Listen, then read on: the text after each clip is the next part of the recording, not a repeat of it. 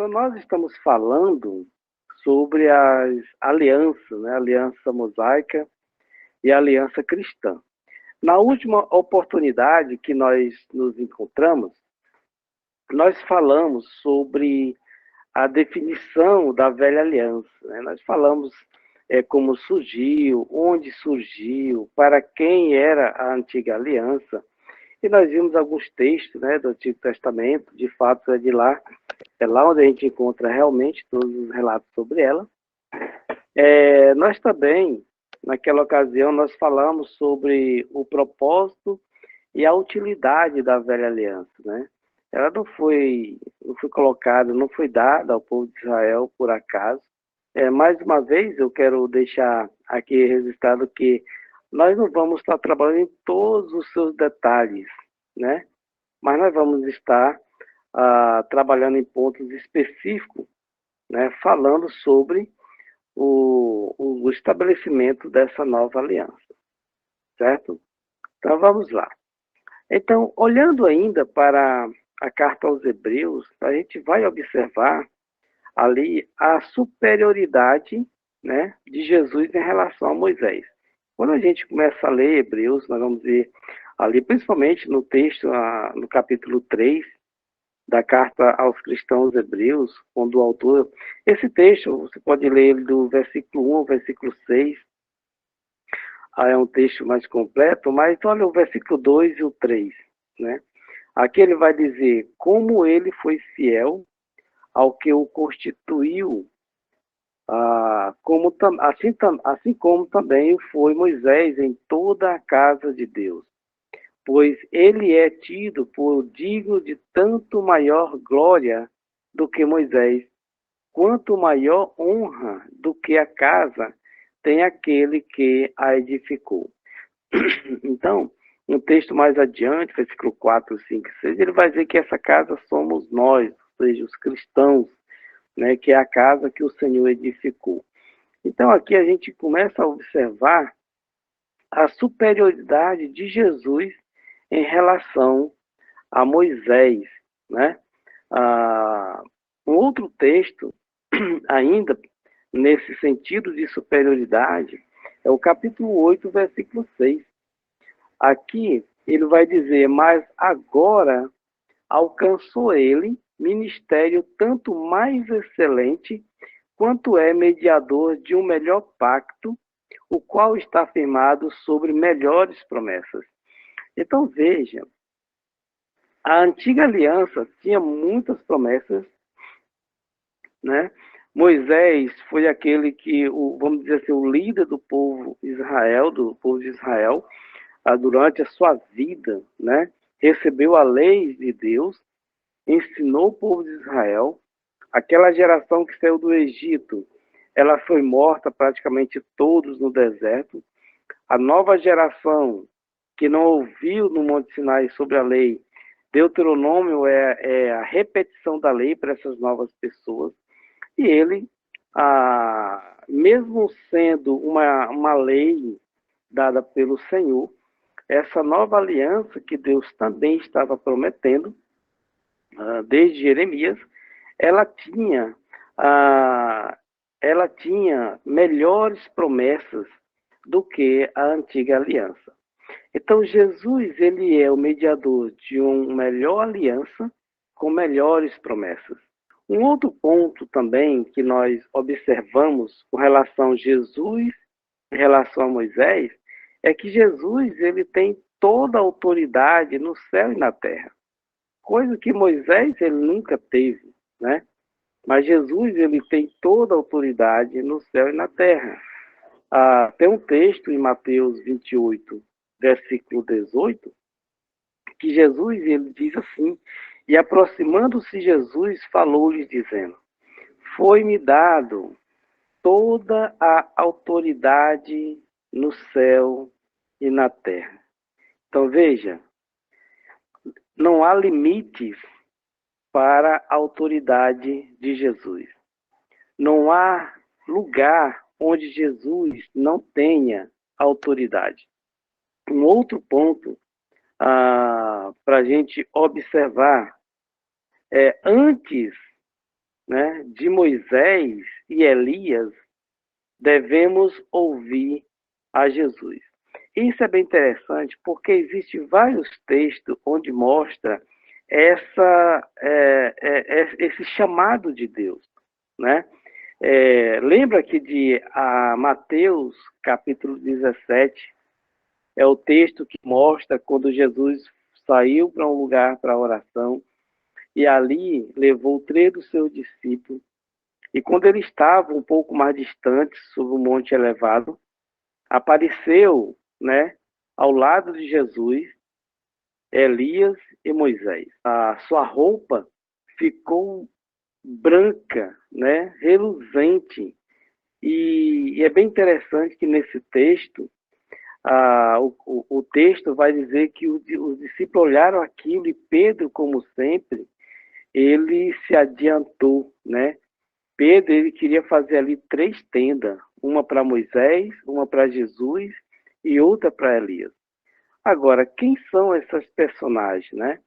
Nós podemos observar que Moisés, ele foi o percussor da lei mosaica, foi aquele que recebeu a lei de Deus e ensinou para o povo de Israel. Quem foi Elias? Elias, ele representava ali todos os profetas, porque na verdade Elias, ele foi o maior dos profetas, podemos dizer assim, né, do Antigo Testamento. Então estava ali o representante da lei, representante dos profetas, e Jesus, que é ali o percussor, e ali Jesus, o percussor da nova aliança, né? A bondade de Deus sendo ali na pessoa de Jesus Cristo. Mas olha só o que é que o texto diz. Quando Pedro, ele deseja, né, fazer tendas para homenagear essas pessoas, estando ele ainda a falar, Pedro, né, falando, eis que uma nuvem luminosa os cobriu, e dela saiu uma voz que dizia: Este é o meu filho amado, em quem me comprazo. A ele ouvi, né? Então veja, Deus estava limitando a quem deve ser honrado, a quem deveria ser honrado, a quem deveria ser ouvido. E naquele momento ali, Deus estava dizendo: o meu filho é esse que vocês têm que ouvir. Vocês não têm que ouvir a Moisés.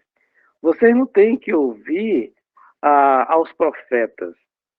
Vocês têm que ouvir ao meu filho. Então vamos conferir esse texto de Mateus. Esse texto de Mateus está inserido no período antes de Jesus morrer, antes de Jesus ter ido para a cruz. Mas aqui, quando nós olhamos para o livro de Atos, né, Jesus já tinha morrido, Jesus tinha sido levado ao céu, a igreja já estava estabelecida, em Atos capítulo 2, a igreja estabelecida, e Atos capítulo 3, depois daquela cura do coxo na Porta Formosa, ali em Atos 3, Pedro e João e os discípulos são levados assim ao Sinédrio, né? Por que que eles fizeram aquilo?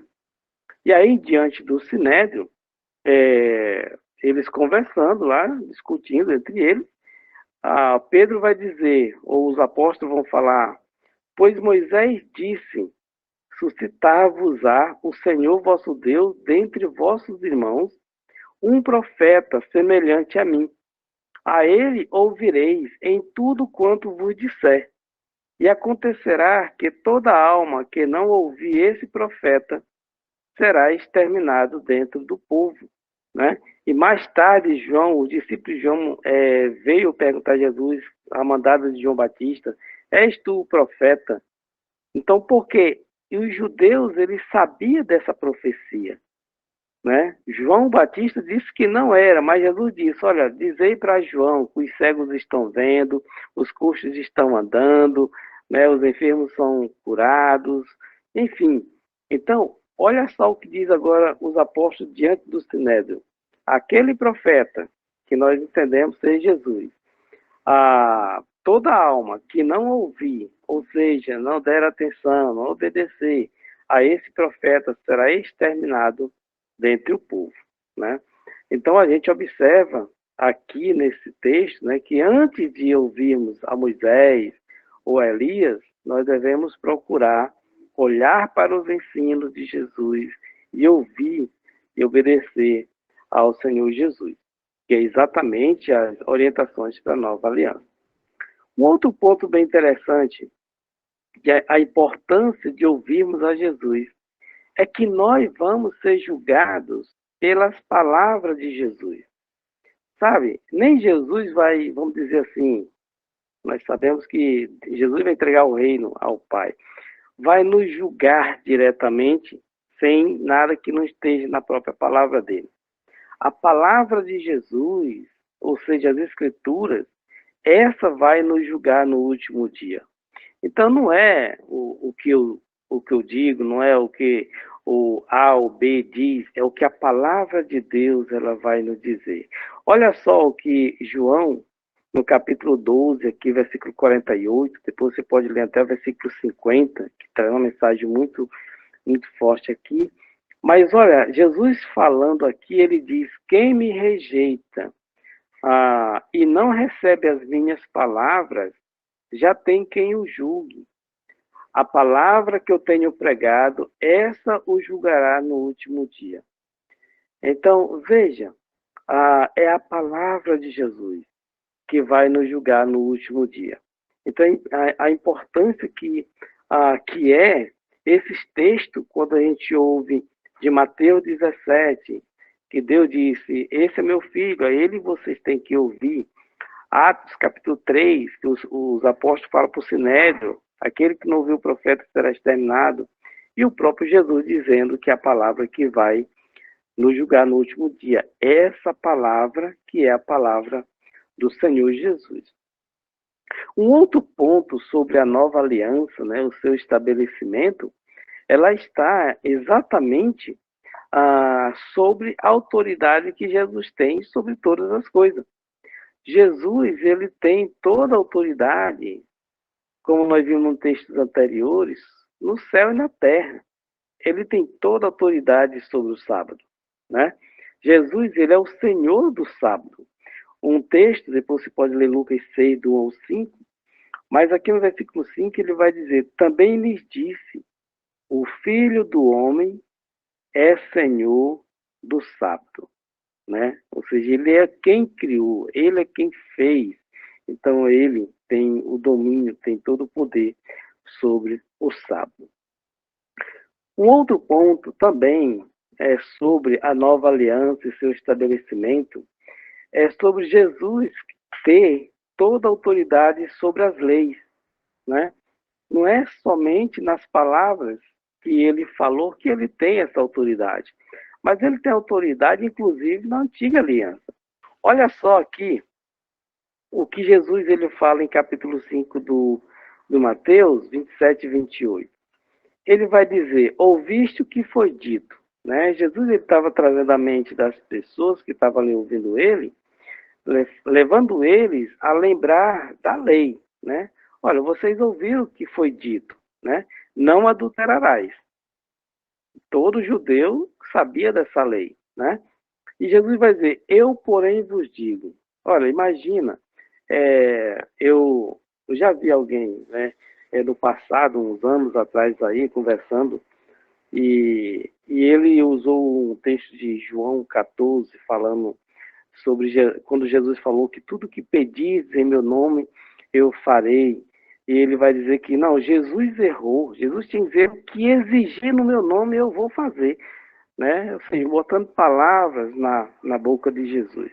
E várias, tantas outras pessoas. Recentemente eu estava fazendo uma viagem para Pernambuco e na rodoviária eu pude encontrar um rapaz onde ele falou que Paulo errou em 1 Coríntios capítulo 14 e ele poderia provar isso usando a própria palavra. Eu fiquei: agora pronto, agora vai, né? Porque como é que pode, né?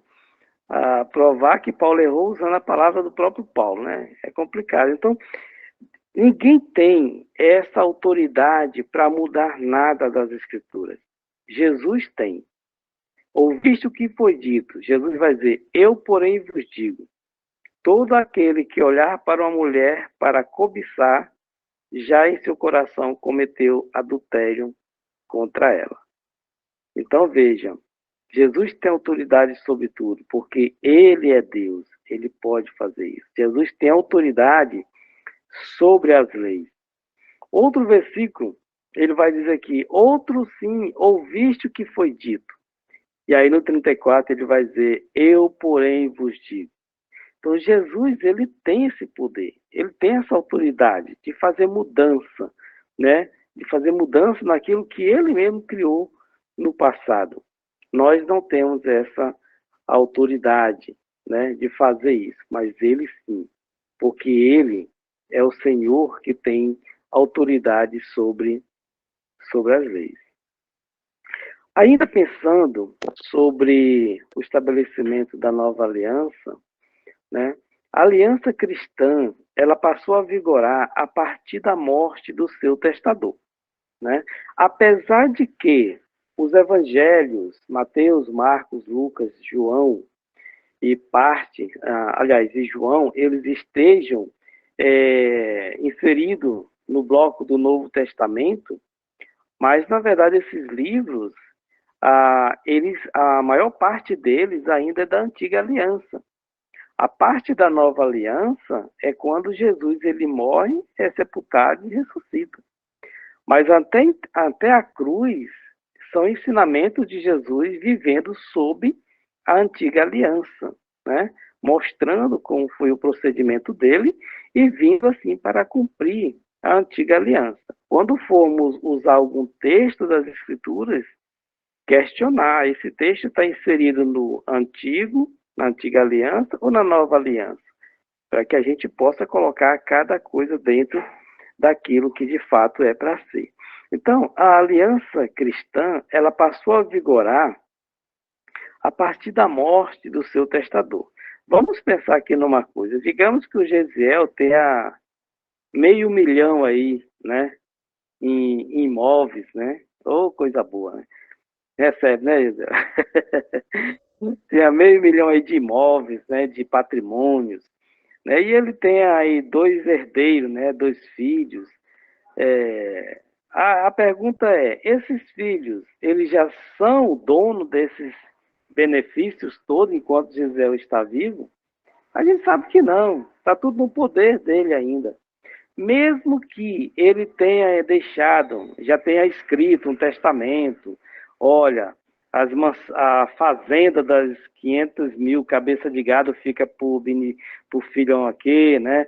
E assim vai dividindo, mas tudo isso os filhos só vão ter posse após a morte do testador, daquele que é o dono das coisas por direito. Quando ele morre, aí sim, o advogado vem, faz a leitura e entrega os bens para quem é de direito. Então, assim foi com a antiga aliança e a nova aliança. Jesus, muitas vezes, apesar dele fazer ensinos tempo presente, mas muitos dos textos de Jesus, nós vamos encontrar ele usando verbos para o futuro. Conhecereis a verdade, né? E rios de águas fluirão, né? Ou seja, texto que arremete-nos para o futuro. Por quê?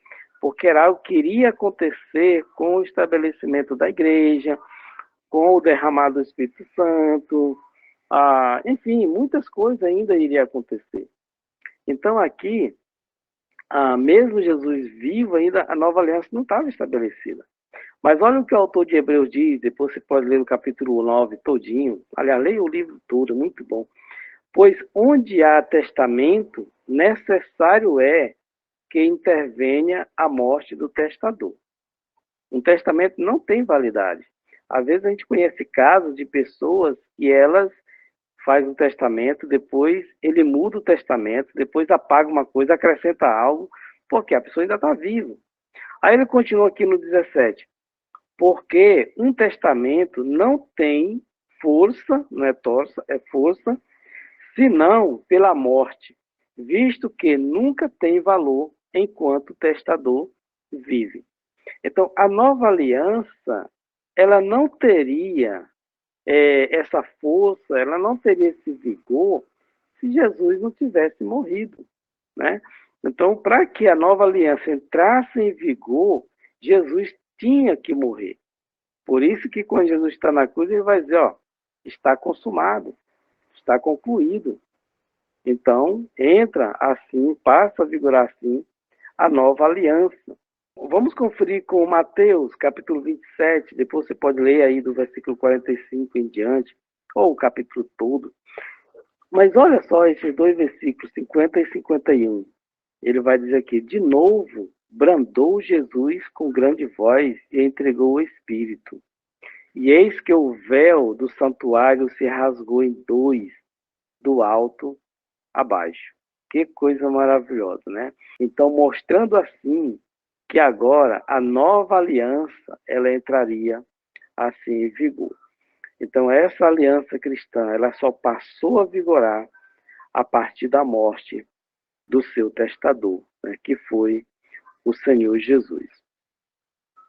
A gente poderia falar muito mais sobre o estabelecimento da nova aliança, mas a gente vai mais à frente falar um pouco como Jesus cumpriu a antiga aliança. Vamos falar pelo menos uns 3 princípios sobre como Jesus cumpriu para poder estabelecer assim a nova aliança.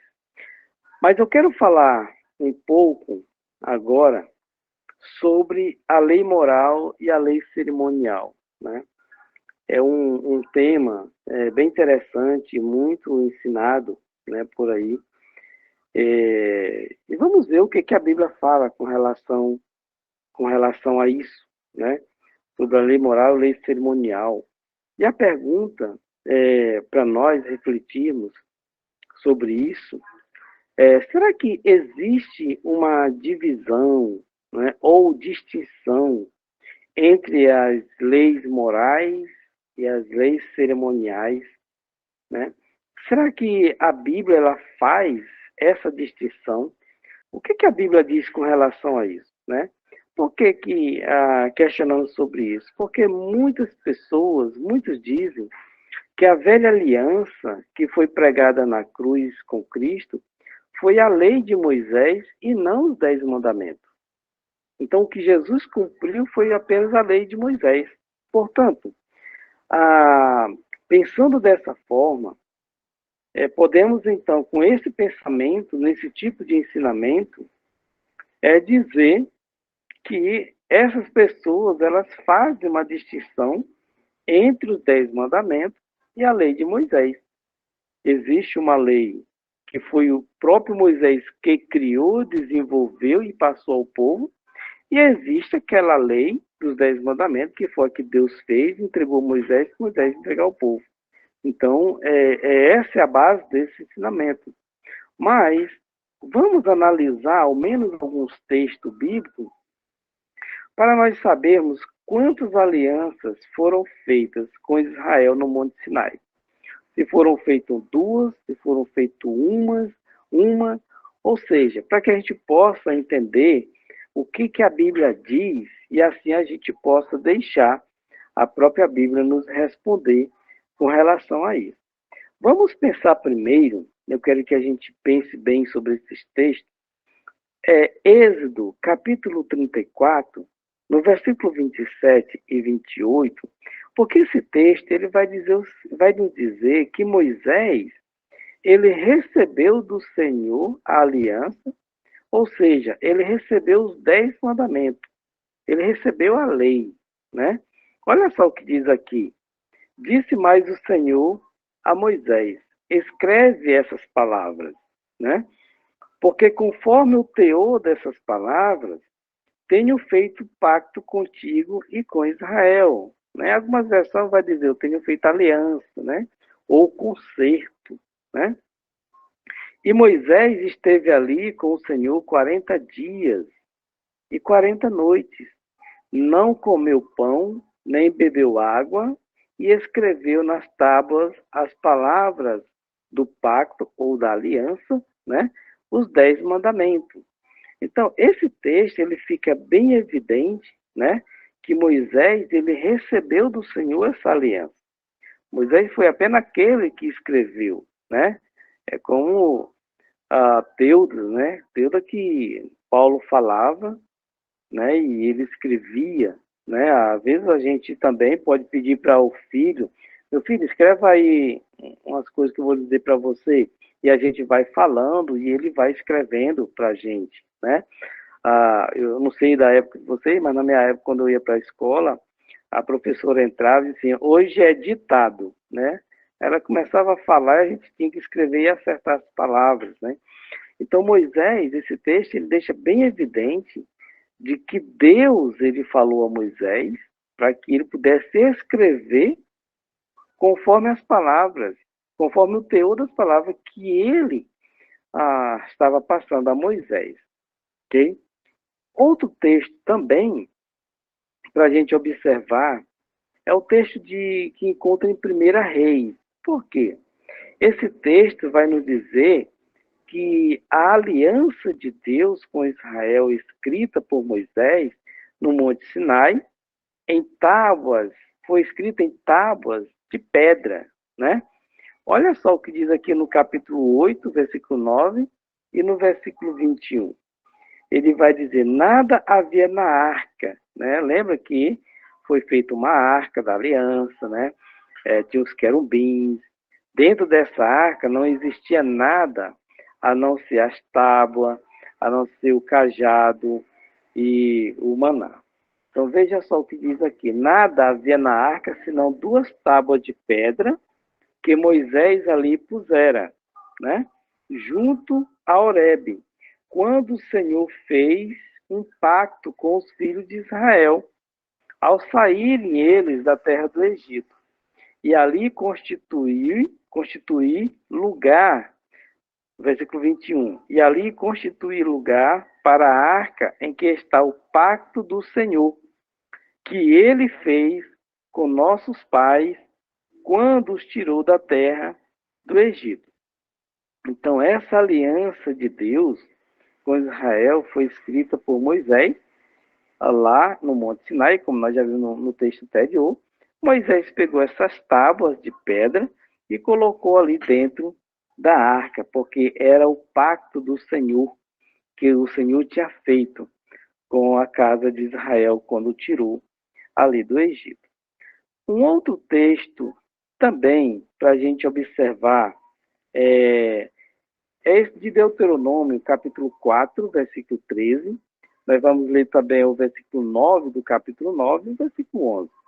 Esse texto de Deuteronômio, que já foi a repetição da lei para uma geração que não tinha saído do Egito, porque a primeira geração tinha morrido no deserto, e agora Moisés estava repetindo a lei para eles. Nesse texto, nós vamos observar que a aliança de Deus escrita nas tábuas de pedra eram os 10 mandamentos. Olha só o versículo 13. Então ele vos anunciou a sua aliança, o qual vos ordenou que observasses, isto é, os 10 mandamentos, e os escreveu em 2 tábuas de pedra, né? Versículo 13. No versículo 9 do capítulo 9, ele vai dizer, quando subir, né? É interessante isso aqui. Quando subir ao monte a receber as tábuas de pedra, as tábuas da aliança que o Senhor fizera convosco, fiquei no monte 40 dias e 40 noites, não comi pão nem bebi água. Então, mais um pouco à frente, no versículo 11, o texto vai dizer, sucedeu, pois, que, ao fim de 40 dias e 40 noites, o Senhor me deu as 2 tábuas de pedra, as tábuas da aliança. Então, é interessante que a gente pode observar aqui que Moisés, né? Moisés, ele subiu, né, ali naquele monte, passou ali os 40 dias e noite. O Senhor falou para ele a lei. O Senhor escreveu em tábuas de pedra, apesar de, quando o Deuteronômio diz que Moisés iria escrever, mas Deus estava escrevendo, estava citando para Moisés, né? E aí, no versículo 11, vai dizer que o Senhor me deu as 2 tábuas, né, de pedra, que era exatamente as tábuas da aliança. Então, a gente observa que em todo aquele momento que esteve Moisés ali no monte, em nenhum momento Moisés, ele fez uma lei, ele desenvolveu uma lei própria. Então, o que a gente pode observar até aqui nesse texto é que não há distinção entre a lei de Deus e a lei de Moisés. Por que que não há essa distinção? Porque era a lei de Deus, porque ele a originou, né? Veio de Deus. Essa lei veio de Deus. Porém, era a lei de Moisés, porque Moisés foi o precursor dessa lei para o povo de Israel. Então as pessoas, elas diziam, a lei de Moisés, a lei que Moisés nos deu. Mas por trás disso, Moisés estava dando algo que ele tinha recebido do próprio Senhor. Não era Moisés que tinha feito essa lei. E os israelitas, eles entendiam isso. Observe que quando nós olhamos para o livro de Neemias, ali mesmo na terceira volta do cativeiro, eles desenvolveram uma vida de pecado, né? Ali na reconstrução dos muros, né? Na adoração com Esdras. E quando eles caíram em si para voltarem atrás e fazer as coisas corretas, olha só o que Neemias vai dizer aqui no versículo 29 do capítulo 10. É depois que eles reconheceram o erro e eles fizeram um pacto, né? Aderiram a seus irmãos, os seus nobres, e convieram no juramento, sob pena de maldição, de que andariam na lei de Deus, a qual foi dada por intermédio de Moisés, servo de Deus, e de que guardariam e cumpririam todos os mandamentos do Senhor, nosso Deus, e os seus juízos e os seus estatutos. O povo de Israel, eles sabiam que a lei era de Deus, mas eles também sabiam que foi Moisés que deu essa lei para eles, porque Deus entregou nas mãos de Moisés e Moisés ensinou o povo. Mas a lei era de Deus, era a lei do Senhor. E nós vamos ver mais adiante, porque essa mesma lei de Deus, ela também é chamada a lei de Moisés. Nós vamos observar isso no livro de Lucas, né? O livro de Lucas, no capítulo 2, no versículo 22, veja só o que diz. Aqui o contexto foi o nascimento de Jesus e a apresentação de Jesus ali no templo, né? E vai dizer aqui que terminados os dias da purificação, ou seja, depois que Maria teve o filho, tem aquele período de purificação, né? Segundo a lei de Moisés, é importante nós observarmos isso, levaram-no a Jerusalém para apresentá-lo ao Senhor. Levar quem? Levar o menino Jesus, né? Para fazer aquela apresentação. Versículo 22. Agora, quando nós olhamos para o versículo 23, 24 e 39, observe que é a mesma leitura. Ele vai dizer, conforme está escrito na lei do Senhor, né? Todo primogênito será consagrado ao Senhor, e para oferecerem um sacrifício segundo o disposto na lei do Senhor, um par de rolas ou 2 pombinhos. Assim que cumpriram tudo segundo a lei do Senhor, voltaram à Galiléia para a sua cidade de Nazaré. Então veja, no primeiro momento, no versículo 22, eles falaram, o Lucas fala que aquilo que eles iriam fazer era o que estava na lei de Moisés. E na continuação ele vai dizer que tudo o que eles estavam fazendo é exatamente o que estava na lei do Senhor. Os judeus, eles entendiam que a lei do Senhor e a lei de Moisés não tinha nenhuma distinção. Porque, como Neemias falou, era a lei de Moisés, porque Deus entregou para Moisés ensinar o povo. Mas era a lei assim a lei do Senhor. Ok? Então, observe só, a lei de Moisés, ou como chamamos, né, a lei mosaica, né, a lei de Moisés, faz que ela não deixa de ser a lei do Senhor. É a mesma, né, a mesma lei. Outro ponto bem interessante, né, no capítulo 9 e versículo 1 do livro de Hebreus, ele vai dizer: ora, também o primeiro pacto, ele está se referindo à lei mosaica, à lei antiga aliança, tinha ordenanças de serviço sagrado e um santuário terrestre. Olha, tudo aquilo que era feito ali, né? Como diz esse texto aqui, diz que a primeira aliança, ela tinha regras para adoração. Se nós conhecemos um pouco da história do povo de Israel no deserto, vendo como era que eles faziam a adoração, o sacrifício, toda aquela liturgia no deserto, e onde era o santuário, era o tabernáculo no meio do deserto, era um santuário terrestre, né? Então, tinha regras para adoração.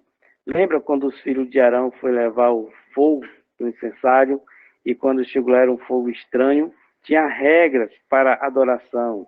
Mas o Senhor poderia simplesmente dizer, não, tudo bem, é fogo. Não, não era como ele queria. Tinha regras, precisava ser obedecido. Ou podemos pensar assim, depende da versão bíblica, preceitos de serviço sagrado e o seu santuário terrestre. Por exemplo, essa apresentação aqui era uma ordenança da lei, apresentar os filhos primogênitos no templo ao sacerdote e tinha que fazer o que com o 8º dia? Ser circuncidado. Era uma ordenança de serviço sagrado, mas era um tabernáculo, era um santuário terreno, de acordo com como diz aqui o próprio livro de Hebreus. Então, se nós pegarmos e harmonizar as escrituras que nós vimos, de Êxodo 34, 1 Reis 8, Deuteronômio 4 e 9, Neemias 10, Lucas capítulo 2, né? Se nós harmonizarmos as escrituras acima, o que diz Hebreus 9, versículo 1, nós podemos fazer algumas conclusões. A velha aliança era composta pelos 10 mandamentos que a representavam, né? Observe, no Monte Sinai, nós encontramos ali os 10 mandamentos. Quantas leis na lei mosaica? 613. Né? Dentro da lei não adulterarás, existem os princípios que precisavam ser obedecidos, né? Então, os 10 mandamentos apenas representavam a lei mosaica. Os 10 mandamentos, alguns chamam de a lei moral, né? A lei moral. E também os preceitos de serviço sagrado, o que alguns chamam de lei cerimonial. Agora, quando nós estudamos, né, com cuidado, quando nós observamos, fazendo análise, né, do Novo Testamento, nós podemos concluir que os princípios dos 10 mandamentos foram mantidos, aprofundados e melhor explicados na nova aliança ou na aliança cristã. E o único desses mandamentos que nós não encontramos na nova aliança, nem repetido e nem aprimorado, é a lei do sábado, né? Mas as demais coisas nós encontramos de uma forma aprofundadas e aprimoradas. Por exemplo, quando Jesus diz, não adulterarás, né? A lei diz, não adulterarás. Como que o homem ele era culpado do adultério? Se ele fosse pego na prática do adultério, então ele, aquela pessoa, ou vice-versa, eles tinham que ser trazidos e apedrejados. Isso que a lei dizia. Por essa razão que os judeus queriam fazer a prova de Jesus quando trouxeram aquela mulher que descrita lá em João capítulo 8, trouxeram só ela e deixaram o homem fugir. Então, ou seja, que era exatamente para Jesus burlar a lei, ou errar contra o que estava escrito. Mas o que foi o aprofundamento e o aprimoramento dessa lei? Jesus diz, olha, se você apenas olhar com intenção no coração, já adulterou. Então veja que os princípios dos mandamentos, eles manteve.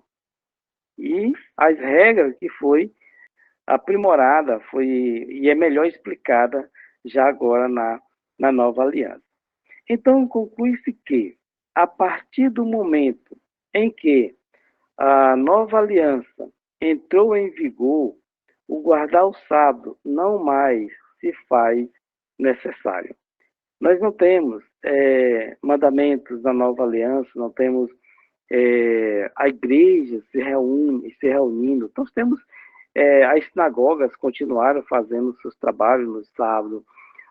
Paulo pregou, chegando na cidade, sempre procurava os judeus nas sinagogas, porque é onde tinha maior concentração. Mas o sábado, ele não foi deixado para ser observado como era na lei. Tanto que Paulo vai falar aos Colossos, ninguém vos julgue pela comida, pelo sábado, pelos dias de festa, porque era sombra daquilo que realmente viria, daquilo que seria real. Ok? Agora, um outro ponto. Como entender Mateus 5, versículo 17 ao versículo 20? Jesus ele não estava afirmando que a lei permaneceria até o último dia. Vai dizer aqui o seguinte: não penseis que vim revogar a lei ou os profetas. Não vim para revogar, vim para cumprir. Porque em verdade vos digo que, até que o céu e a terra passem, nenhum i ou um tio jamais passará da lei, até que tudo se cumpra. Aquele, pois, que violar um desses mandamentos, posto que dos menores, e assim ensinar os homens, será considerado mínimo no reino dos céus. Aquele, porém, que os observar e ensinar, esse será considerado grande no reino dos céus. Porque vos digo que, se a vossa justiça não exceder em muita dos escribas e fariseus, jamais entrareis no reino dos céus. Então veja só, vamos entender esse texto, né, de Mateus capítulo 5, 17 ao 20. Primeiro que Jesus ele não estava afirmando que a lei permaneceria até o último dia, mas que a lei não passaria até que tudo se cumprisse. Quando tudo se cumpriu, Jesus ele vai dizer na cruz: está consumado, está cumprido. Outro ponto sobre esse texto que nós podemos questionar: e quando foi que se deu esse cumprimento da lei? Quando foi que realmente isso aconteceu? Eu queria, pelo menos, falar 3 pontos, 3 princípios com relação a esse cumprimento. O primeiro dele é que Jesus ele cumpriu a lei explicando que as regras não são mais importantes que os princípios eternos. Então, é importante que a gente observe textos como esse, de 21 e 22. Aqui Jesus, no Sermão do Monte, ele vai dizer: ouviste o que foi dito aos antigos, não matarás, e quem matar será réu de juízo. Essa é a regra, não matar, mas se matar será réu. Olha só os princípios eternos. Jesus vai dizer: eu, porém, vos digo que todo aquele que se encolerizar contra seu irmão será réu de juízo. Antes de alguém matar outro, existe uma ira no coração. Existe um princípio, existe alguma coisa que motivou aquela pessoa a executar essa atitude. E Jesus ele está já combatendo o princípio da atitude de tirar a vida de outro. todo aquele que encolerizar contra seu irmão já é réu de juízo. E quem disser a seu irmão, raca, que é a mesma palavra do aramaico para idiota, essas coisas, será réu diante do sinédrio. E quem lhe chamar de tolo, será réu do fogo do inferno. Então veja, as regras, elas não são mais importantes do que os princípios. Então Jesus, ele aprimorou, Jesus, ele cumpriu explicando que essas regras, elas não são mais importantes que os princípios eternos. Deus, ele nunca aprovou alguém matar outro. Desde o princípio do primeiro homicídio, Deus, ele não aprovou. Outro versículo é o 27 e 28. Ouviste o que foi dito, não adulterarás. E Jesus vai dizer, eu, porém, vos digo que todo aquele que olhar para uma mulher para cobiçar, já em seu coração cometeu adultério contra ela. Então veja e observe bem nesses textos que nós podemos até questionar qual foi a mudança que ocorreu aqui. O que ocorreu aqui foi a extinção das regras, não o princípio delas. Os princípios continuam. O adultério sempre vai ser adultério, só que agora, nas palavras de Jesus, ele aprofundou mais ainda. Simples atos para apenas o olhar para o cobiçar. Okay? Outro texto, né, que nós podemos observar em Mateus 22, no versículo 36 e 34, você pode ler do 34 até o 40, e aqui vai dizer, mestre, qual é o grande mandamento da lei? É um texto que a gente conhece. E Jesus, ele vai dizer, amarás o Senhor teu Deus de todo o coração. É o primeiro mandamento. De todo o teu coração, de toda a tua alma e de todo o teu entendimento. É o Shema, né? Que a gente chama assim. De lá de Deuteronômio 6, né? E isso era uma prática judaica. Eles falavam isso sempre. Este é o grande e o primeiro mandamento. E o segundo mandamento, né? O segundo semelhante a este é: amarás o teu próximo como a ti mesmo. Então, veja só, às vezes nós podemos até entender que o segundo mandamento é amar o próximo, mas não é esse o segundo mandamento. O segundo mandamento é amar a mim mesmo, porque se eu amo a mim mesmo, eu vou amar o próximo. É isso aí que Jesus está dizendo. Ame o teu próximo como você ama a si mesmo. Então, eu primeiro preciso amar a mim. Se eu não quero que ninguém corte o meu dedo, por que eu vou machucar o dedo do outro? É aquilo que Mateus 7,12 diz, façais aos outros o que você gostaria de fazer com você mesmo. Então, o segundo mandamento é amar a mim mesmo. E assim, eu vou amar o próximo como eu amo a mim mesmo. Porque eu me amando, eu vou estar amando o próximo. É a mesma ideia sobre o casamento, o homem e a mulher. Que o homem deve amar a esposa como a si mesmo. Ninguém odeia a sua própria carne. Então, se eu me odeio, eu não vou dar a mínima para minha esposa. O primeiro mandamento é Deus e o segundo é a mim mesmo. E assim eu vou amar o próximo. Amar o teu próximo como a ti mesmo. Desses dois mandamentos dependem toda a lei e os profetas. Esse texto, nós vamos estar observando que em Romanos, quando Paulo fala a respeito da obediência às autoridades, ele vai dizer no versículo 8 e 10, a ninguém devais coisa alguma, senão o amor recíproco. Pois quem ama ao próximo tem cumprido a lei.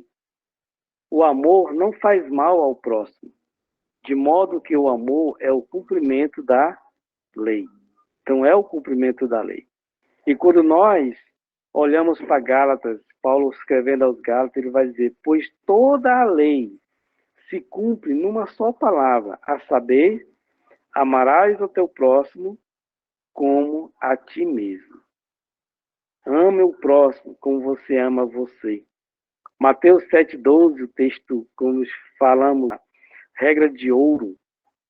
Portanto, tudo o que vós quereis que os homens vos façam, fazei-lo também vós a eles, porque esta é a lei e os profetas. Então, se eu quero que alguém me faça o bem, eu também vou fazer o bem para aquela pessoa. E assim se cumpre toda a lei. Segundo princípio, né? Jesus cumpriu todas as profecias a seu respeito, que faziam parte da lei. Quando ele fala que alguns discípulos, em Lucas, capítulo 24, do versículo 44 a 46, ele diz, depois lhes disse, são essas palavras que vos falei quando ainda estava convosco, que importava que se cumprisse tudo o que de mim estava escrito na lei, nos profetas, na lei de Moisés, nos profetas e nos salmos. Então lhes abriu o entendimento para compreender as Escrituras e disse-lhes, assim está escrito, que o Cristo padecesse e ao terceiro dia ressurgisse dos mortos.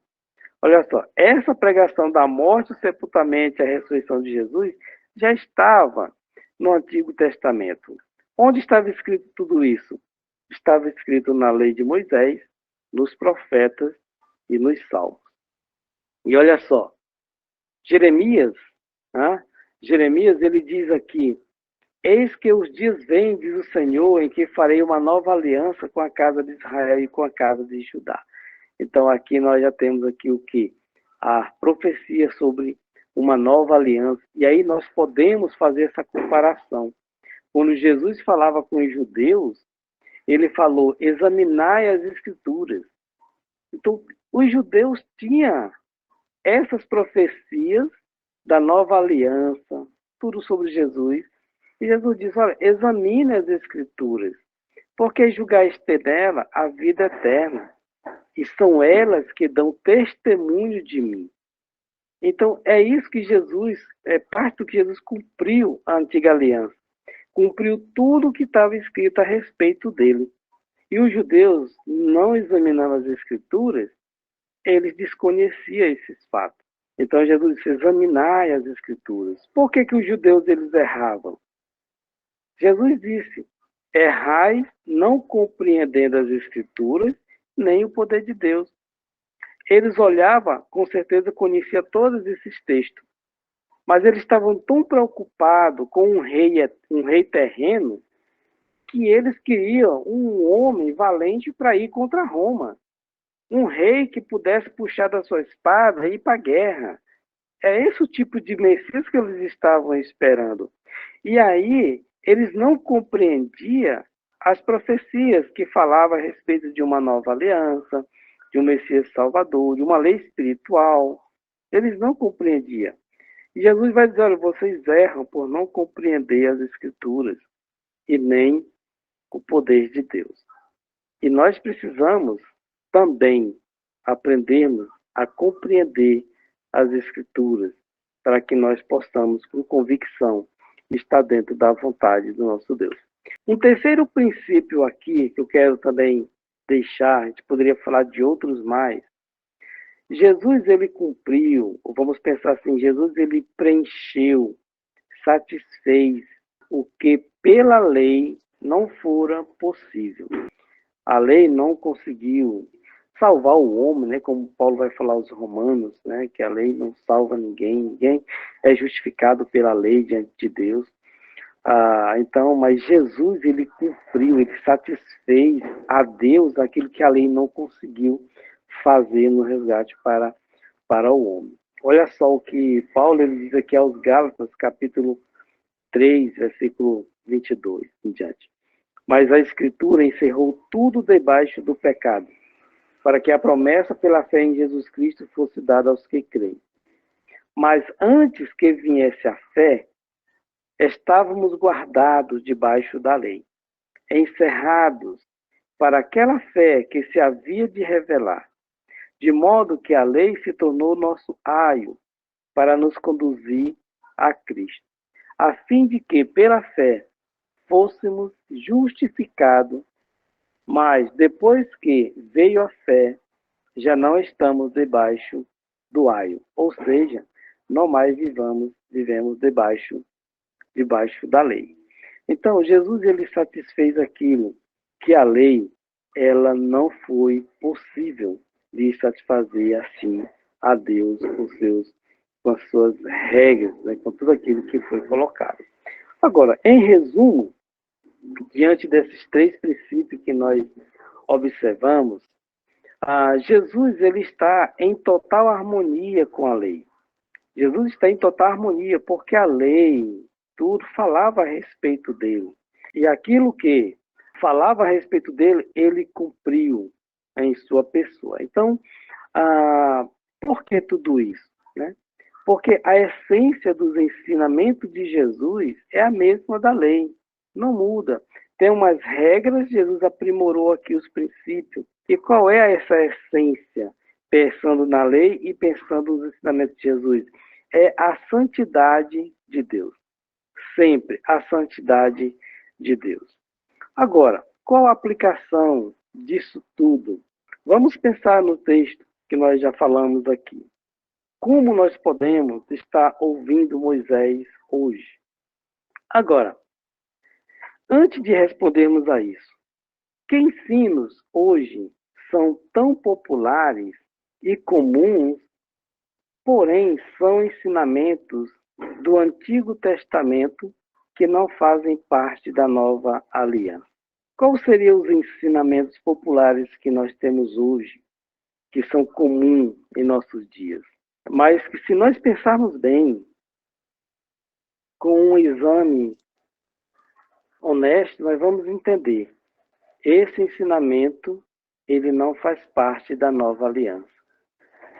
Ele não é ensinamento da Nova Aliança, e sim da Antiga Aliança. E é nesse ponto que a gente precisa pensar. Eu quero até dar algumas sugestões sobre alguns ensinamentos. E eu não estou aqui para acusar, condenar, apontar, não. Nós estamos aqui estudando o que a palavra de Deus diz. Vamos pensar, e eu quero que você pense também com isso. E na sua mente decida se ela está no Novo ou no Antigo Testamento. O ensinamento sobre guardar o sábado está no Antigo ou na Nova Aliança? O ensinamento sobre pagar dízimo, né, o dízimo, está no Antiga Aliança ou na Nova Aliança? A questão das regras de alimentos, né, não pode comer isso, pode comer aquilo, está no Antiga Aliança ou na Nova Aliança?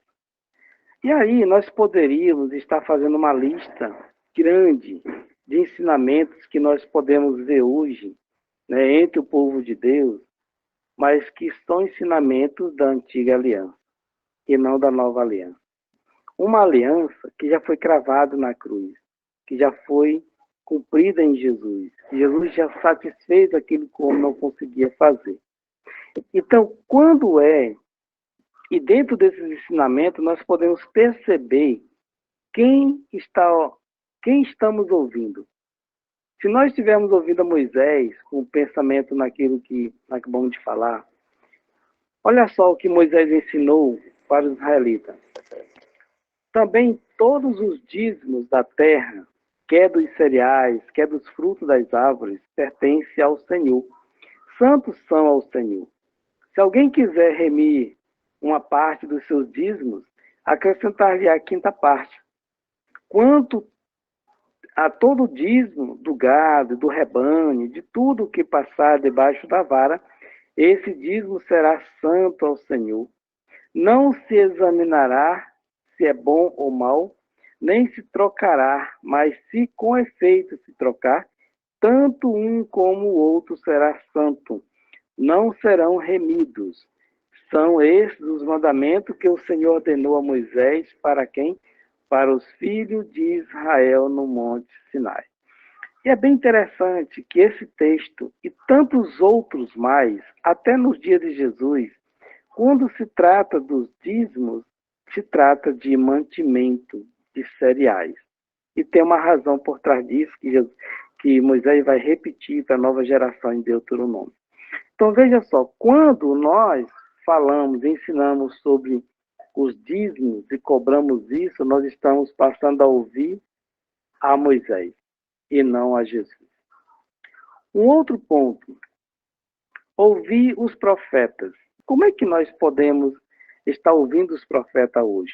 Quando eu falo de ouvir, é pegar aquele ensinamento e fazer regra, leis, e como se fosse uma ordenança para a igreja hoje, onde Deus diz que nós temos que ouvir a Jesus.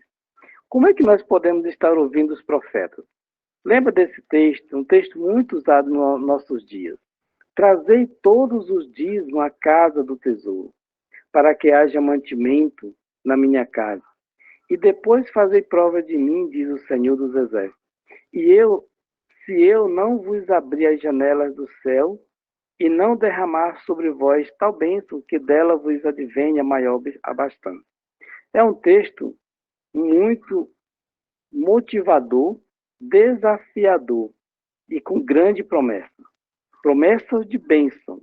Só que às vezes e sempre as pessoas não questionam quem está falando, para quem está falando, por que está falando, o que está acontecendo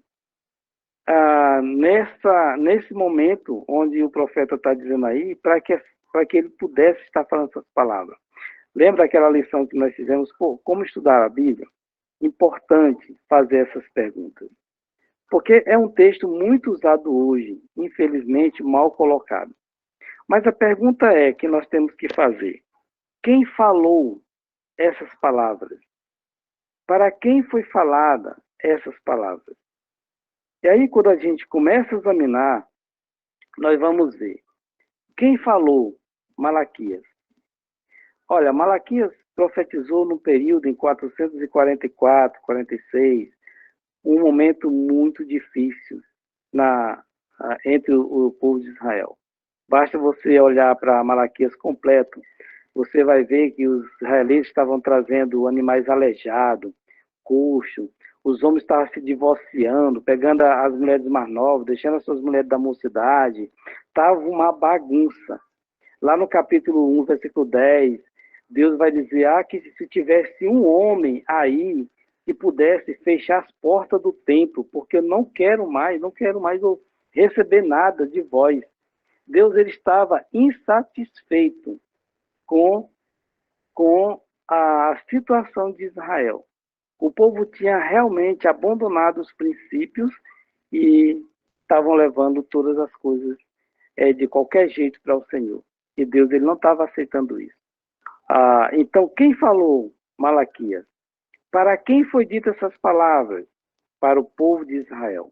É só ler a carta, capítulo 1, versículo 1 do livro de Malaquias. Palavra do Senhor a Israel. Essas promessas aqui não tem nada a ver com o povo gentil. Essas promessas aqui não tem nada a ver com a igreja hoje. Por que as pessoas estão deixando de ouvir a Jesus para ouvir profetas, para ouvir a Moisés? Eu não estou falando que não tem princípios. Tem muitos princípios aqui. Se nós também não estivermos fazendo as coisas corretamente, como diz na Nova Aliança, o Senhor também... se tivesse um homem para fechar as portas desse lugar aí onde os pessoal estão se reunindo. Mas veja, é importante a gente entender sobre a quem nós estamos ouvindo. E é bem interessante que o uso do dízimo, Moisés, ele fala, inclusive aqui em Deuteronômio, o porquê e para que o dízimo. Certamente darás os dízimos de todos os produtos da tua semente, de cada ano que se recolher. Era uma vez no ano, os dízimos da terra, né? No período da colheita. Ao fim de cada terceiro ano, levarás todos os dízimos da tua colheita do mesmo ano, e os depositarás dentro das tuas poças. Então virá o levita, pois nem parte nem herança tem contigo. Os dízimos foi desenvolvido porque os levitas não receberam herança de terra. Eles moravam nas terras dos irmãos, de outras tribos, mas eles não tinham terra para plantio. Então todas as terras, todos os irmãos das tribos tiravam do dízimo e levavam para eles no templo, para que eles pudessem ter mantimento para aquela tribo, porque o trabalho deles era cuidar das questões espirituais. Então, não somente para eles, como diz aqui, o peregrino, o órfão, a viúva, que estão dentro das tuas portas, e comerão e fartar-se-ão. para que o Senhor teu Deus te abençoe em toda a obra que as tuas mãos fizerem. Então, essas promessas de dízimo sempre foi desde Deuteronômio, desde o início até Malaquias. Se nós lermos Neemias, o povo deixou de suprir isso aí e os levitas tiveram que voltar para suas terras para plantar.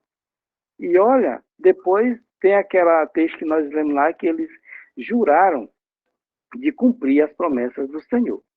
Então, a gente observa aqui que o dízimo, ele tinha um princípio. Agora, vamos comparar com esse texto aqui de Hebreus. É o único lugar no Novo Testamento, na Nova Aliança, que fala sobre dízimo. E ele vai dizer aqui, os que dentre os filhos de Levi recebem o sacerdócio, têm ordem, segundo a lei, de tomar o dízimo do povo, isso é, de seus irmãos, ainda que esses também tenham saído dos lombos de Abraão. Então vamos pensar aqui uma coisa. Quem pode tomar o dízimo das pessoas? Os levitas, da tribo de Levi, que são parte do sacerdócio. Agora, eles estão sobre qual ordem? De acordo com a lei, não da nova aliança. Outra, esse dízimo seria tomado de quem? De todas as nações? Não, de seus irmãos. Quem eram os irmãos dos levitas? As tribos de Israel. Então, os dízimos era tirado das tribos de Israel. E só quem poderia pegar o dízimo eram os levitas da tribo de Levi. Eram os sacerdotes da tribo de Levi. Então, o único texto no Novo Testamento, na Nova Aliança, que fala sobre dízimo, ele está dizendo que o dízimo não faz parte da Nova Aliança, e sim, era tirado da Antiga Aliança. E eram os levitas que têm que tirar, e não qualquer pessoa. Então, é importante que a gente compreenda algumas coisas sobre esses pontos, com outros mais, para que a gente não venha também estar fazendo e caindo nos mesmos erros. E a gente poderia fazer uma lista de coisas, né? Por exemplo, instrumentos musicais no culto. É um outro ponto bem interessante. Vestimentas sacerdotais. E aí, várias outras coisas. Mas aí as pessoas vão dizer, não, mas os instrumentos, os salmos, fala para a gente louvar a Deus com instrumento, com harpa, com isso. Verdade. Mas se a gente vai usar os salmos para usar instrumentos, vamos usar os salmos para o sacrifício de animais, para fazer todas aquelas outras coisas que o próprio salmo ensina que deve ser feito. Mas os salmos eles não fazem parte da lei. Bom, eu pensei que não, mas depois estudando a Bíblia, eu percebi que o próprio Senhor Jesus disse que faz. Mas antes disso, olha só esse texto para a gente aplicar em tudo aquilo que nós já vimos. Estando ele ainda a falar, um texto que nós já lemos, eis que uma nuvem luminosa o cobriu, e dele saiu uma voz que dizia, este é meu filho amado, em quem me comprazo, a ele ouvi. Então nós temos que ouvir alguém, e esse alguém se chama Jesus, o Filho amado de Deus. Então é importante que a gente... Como é que nós vamos ouvir Jesus hoje? Se nós se Jesus falou muito nos evangelhos, que ainda é parte do Antigo Testamento. As cartas, os apóstolos, são palavras inspiradas do Espírito Santo, que é o próprio Senhor Jesus falando. Olha só, com relação aos salmos, Jesus ele diz, olha, mas isso é para que se cumpra a palavra que está escrito na sua lei. Odiaram-me sem causa. Onde é que está escrito isso? Olha só, Salmo 35. Não se alegrem sobre mim os que são meus inimigos sem razão, nem pisquem os olhos aqueles que me odeiam sem causa. Então, Jesus está citando aqui um Salmo 35, e ele faz referência a esse Salmo como parte da lei dos israelitas. E outro Salmo, 69:4. Aqueles que me odeiam sem causa são mais do que os cabelos da minha cabeça. Poderosos são aqueles que procuram destruir-me, que me atacam com mentiras. Por isso tenho de restituir o que não extorqui. Então, Jesus fez uma citação aqui do João 15, 25, falando que os salmos faz parte da lei mosaica, porque o que estava acontecendo com ele já estava escrito na lei de Moisés, na lei mosaica, que os salmos faziam parte. Era algo que os judeus tinham como parte dele.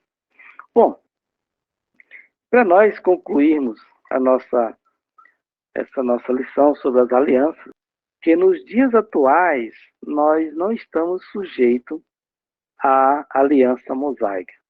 Nós temos uma nova aliança, né? Nós temos novos mandamentos a seguir. Se alguém tentar justificar-se por observar a lei, né? Ou seja sábado, seja dízimo, seja comida, seja qualquer outra coisa, ou exigir a sua observância, ele vai invalidar a graça de Deus. Isso é muito perigoso, sabe? Porque olha só o que o Espírito Santo diz em Gálatas 5. Para a liberdade, Cristo nos libertou. Cristo está nos libertando de quê? Mas no contexto aqui de Paulo, escrevendo para as igrejas da Galácia, aí na região, ele está falando sobre a lei, exclusivamente sobre a lei, porque era o que os judaizantes queriam que a igreja se submetesse à circuncisão e faziam parte da lei. E Paulo está dizendo, olha, para a liberdade de quê? Dessa lei, dessas coisas. É que Cristo nos libertou. Permanecei, pois, firmes e não vos dobreis novamente a um jugo, não é jugo, é jugo de escravidão. E outro, ele vai dizer no versículo 4, separados estais de Cristo, vós, o que vos justificais pela lei da graça decaíste. Então, quando... É importante isso, sabe, a gente pensar. Eu estou dizendo assim porque, com certeza, nós somos pessoas que falam de Jesus para outros. Nós somos pessoas que talvez trabalhem com um grupo de homens, dar aula em alguma sala, ou nas nossas conversas do dia a dia. É importante que a gente entenda, quando a gente for ensinar, falar das escrituras para alguém, ter certeza daquilo que a gente está falando, se está realmente de acordo com a nova aliança. Podemos usar muito do Antigo Testamento, como nós já falamos sobre isso, como princípios, muitos princípios valiosos. Mas, quando nós usamos e tentamos justificar a nossa devoção a Deus, a nossa adoração ao Senhor, nos utilizando de preceitos da antiga aliança, como pagar dízimo, instrumentos, sábado, seja qualquer coisa que nos seja da nova aliança, nós estamos nos separando de Jesus e decaindo da graça. No versículo em diante, ele vai dizer, Cristo de nada vos aproveitará. É muito triste isso. Você pode ler do versículo 1 ao versículo 5, até o 7, ele vai perguntar, quem foi que vos enfeitiçou para abandonar a verdade? Estavam indo tão bem, né? Então, outro ponto bem interessante, aqui no 2 Pedro 3, 16, 17, nós já falamos muito sobre esse ponto, mas aqui ele vai dizer que ele, falando de Paulo, ele escreveu do mesmo modo em todas as suas cartas, discorrendo nelas sobre esses assuntos, né, anteriores, nas quais existem trechos difíceis de entender, os quais são distorcidos pelos ignorantes, insensatos, como fazem também com as demais escrituras para a própria destruição deles. Sabe? É um perigo muito grande quando a gente vai ensinar e não ensina exatamente aquilo que realmente está na nova aliança, né? Distorcendo. Sendo assim, amados, estando bem informados, guardai-vos para que não sejais conduzidos pelo erro e sedução dos que não têm princípios morais, vindo a perder a vossa segurança e cair. Então, veja, quando o ensinamento ele é distorcido ou tirado de vamos pensar, tirado da antiga aliança para colocar na nova aliança e fazer com que a igreja ela siga aquilo, ou irmãos sigam aquilo, ou pessoas sigam aquilo, nós estamos distorcendo as escrituras. E nós estamos levando juntamente conosco para a destruição e decaindo daquela fé, daquela graça que nós temos recebido em Cristo Jesus. Então, e a Bíblia chama esse tipo de pessoas de ignorantes, né? Ignorante não é aquela pessoa bruta, né? Não é aquela pessoa, sabe? Não, é aquela pessoa que é ignorante de conhecimento, não tem conhecimento, são insensatos, porque não procura realmente se preparar, estudar as escrituras, né? E eles fazem isso para a sua própria destruição. Muitos fazem por falta de conhecimento, e outros fazem sabendo que estão errados, mas para uso próprio, benefícios próprios. Então, a Bíblia diz: guardai-vos desses tais, guardai. O entendimento, né, do ensino bíblico das duas alianças, como nós temos visto, claro, nós falamos das duas alianças, mas coisa bem resumida. Poderíamos falar muito das duas alianças com mais detalhes, mas se a gente fizer um estudo com um entendimento do ensino, um bom ensino, do estudo bíblico das duas alianças, e a gente vai perceber a essencialidade para cada um de nós, saber diferenciar uma antiga aliança da nova aliança. E se nós, como estudantes da palavra do Senhor, nós não compreendemos a diferença entre essas duas alianças, nós não temos como poder manejar bem a palavra de Deus. Se nós não entendemos. Olha o que Paulo fala para Timóteo: procura apresentar-te a Deus, diante de Deus, aprovado, como obreiro que não tem de que se envergonhar, que maneja bem a palavra da verdade. Manejar bem a palavra do Senhor não é só, talvez, saber os livros decorados, não é só ter uns 20 versículos decorados, mas saber manejar bem a palavra do Senhor também faz parte de tudo isso. Mas também entender o que é a antiga aliança, até onde ela vai, quando começa a nova, quais são os requisitos da nova aliança, como tudo isso veio mudar na história da humanidade, como Deus mudou o plano para a salvação do homem, novo sistema de salvação, das obras para a graça, como foi bem colocado aqui logo um pouco mais, da graça de Deus. Um outro ponto também, e a gente vai estar finalizando, quando uma regra, né, de comportamento, quando eu estou falando regra de comportamento, ou vou pensar assim, ou de adoração, né? Por exemplo, o que é regra de comportamento? Quando nós estamos em um local de adoração e nós estamos vendo determinadas atitudes, né, sendo feitas naquele ambiente, vamos questionar isso aí. Onde é que a Bíblia nos orienta a fazer, a praticar determinada coisa? Esse tipo de festividade, esse tipo de coisa, ele vem de onde? Qual é o princípio? Da nova aliança ou da antiga aliança? Ou então, se nós estamos sendo induzidos a fazer um determinado ato de adoração a Deus, vamos questionar, esse ato de adoração, ele está partindo de onde? Da nova aliança ou da antiga aliança? Então, a gente precisa sempre verificar onde esse comportamento ou esse ato de adoração é nos oferecido. Quando você lê o livro de Sabedorias, né, um livro apócrifo, você vai perceber ali como os israelitas eles se colocavam para fazer adoração diante do templo, como que os cantores se posicionavam, como que onde estava colocado os tocadores da harpa, os saltérios, e como as pessoas ficavam ali para adorar o Senhor. Então, era uma prática judaica. Mas quando nós trazemos isso para dentro da igreja hoje, vamos questionar, essa é uma prática da nova ou da antiga aliança? Tudo que nós vamos fazer, precisamos questionar. Essa prática vem do Velho Testamento ou do Novo Testamento? Mas vamos pensar, o Novo Testamento começa em Mateus capítulo 1, mas a nova aliança, ela começa após a morte de Jesus. Após a morte de Jesus, e aí, a partir de Atos capítulo 2, que a igreja estabelecida, então a gente vai ver que a igreja, no primeiro século, ela era conduzida pelo ensinamento de quem? Dos apóstolos. Por quê? Porque os apóstolos, eles eram conduzidos pelo Espírito da Verdade, de acordo com João 16. O Espírito da Verdade vos conduzirá em toda a verdade. Então, quando nós percebemos isso, nós vamos ver como é que esses irmãos, eles conduziam a igreja no primeiro século. Então, o que que eles faziam? E por que que eu estou fazendo isso aqui, que a igreja no primeiro século não fazia?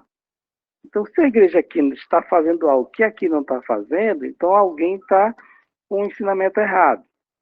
Mas veja, quando nós analisamos e questionamos isso vai nos levar àquele princípio de 1 Timóteo, capítulo 4, versículo 16. Vamos estar cuidando de nós, vamos estar cuidando do nosso ensino, e assim vamos estar salvando tanto a nós como aquelas pessoas que vão estar nos ouvindo. Isso vai determinar se nós devemos ou não seguir. Isso vai determinar se nós vamos ou não obedecer a esses comportamentos ou regras de adoração. Isso vai depender onde ele está inserido, na antiga aliança ou na nova aliança. Então, nós, como pessoas que estamos estudando para ensinar a outros, como Timóteo, 2 Timóteo 2:1, nós precisamos ter isso em nossa mente. E assim nós vamos poder deixar a Bíblia falar. Não é o que eu acho, não é o que nós pensamos, mas é o que a Bíblia diz. E é isso que é importante. Por que isso? Porque é a Bíblia que vai nos julgar no último dia. Então é ela que nós devemos passar para as pessoas. Mas nós devemos passar ela de forma realmente conforme Deus quer que seja passado. Nem mais e nem menos. Como Paulo fala aos Coríntios, não ultrapasse do que está escrito.